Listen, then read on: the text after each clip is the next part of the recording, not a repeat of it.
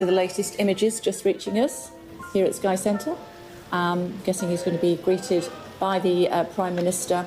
The United Kingdom, of course, one of the biggest supporters of Ukraine in its battle to try to get Russia out of its eastern flank. And there you go, the Prime Minister's rolled out the red carpet for him, shaking hands on the doorstep. I'm sure they'll be talking about what sort of military hardware can be handed over to Ukraine. These are the latest images. What on earth is going on?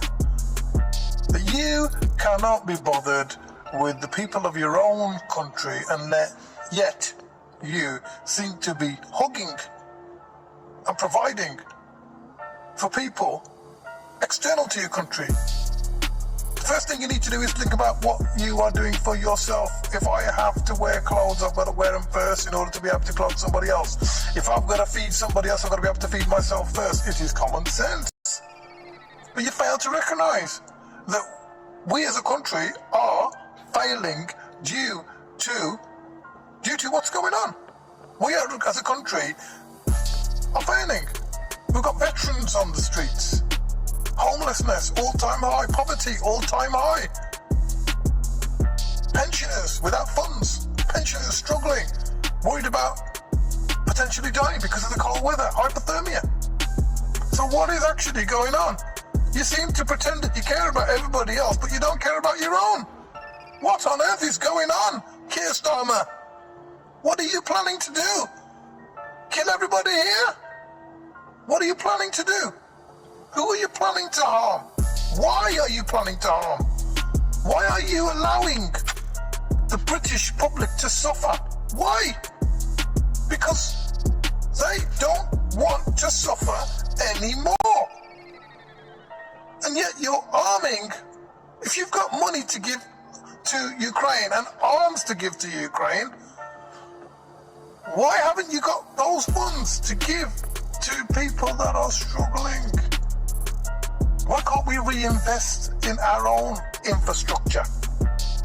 Why don't you think about people that are in the UK?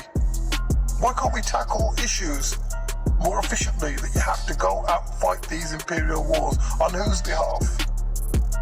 And who's suffering as a result? Who's paying for these wars? Isn't it the British taxpayer? Who's paying for the immigrational issues? Isn't it the British taxpayer? You know, we need reinvestment. We need investment. So help us on the inside as opposed to those on the outside. Help those in need. Don't copy the Americans. And the point number one here is the UK, ask yourselves, everybody ask yourselves, is the UK in dire need?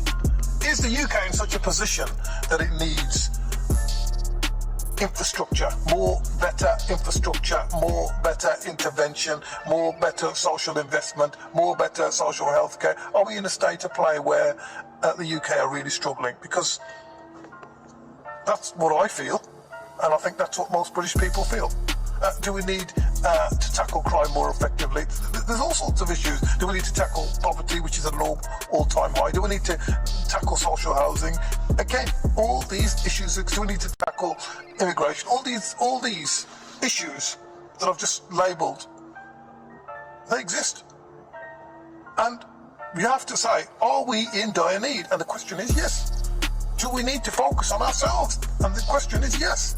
Do we need to focus on what is going on so that we can help people later on? If you're talking about long-term helping countries like Ukraine for long-term stability that will indirectly affect the UK, I will say, surely by investing in your own people, you're investing in long-term stability. That will affect everything nationally and internationally. So a balanced view is, if you want to have a balanced view, we need to know about the power of equilibrium. The power of equilibrium is to give to yourself first in order for you to help others. If I've got £5 in my pocket and I've got to feed my children, what am I going to do? Am I going to run out and feed all the homeless people outside so that I've got none for my own kids?